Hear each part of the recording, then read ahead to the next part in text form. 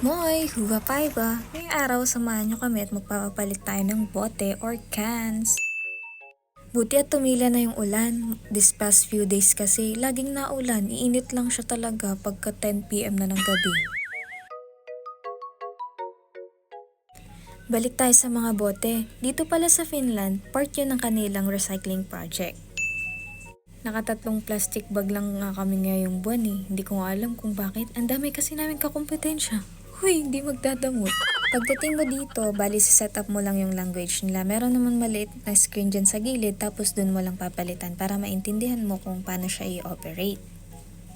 Mostly, 0.15 ang mga panty o halaga ng isang can. Meron naman yung iba, 0.45 yung mga malalaki na like yung mga 1 liter ng Coke, ganon. Actually, yung panty, kasama yun sa babayaran mo pag bibili ka ng in-can na hindi pa nabubuksan.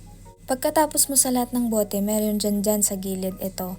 Diyan mo makikita kung nakamagkano ka, tapos pupunta ka na sa cashier, ipapapalit mo na. Yun lang, kitos, nakimi!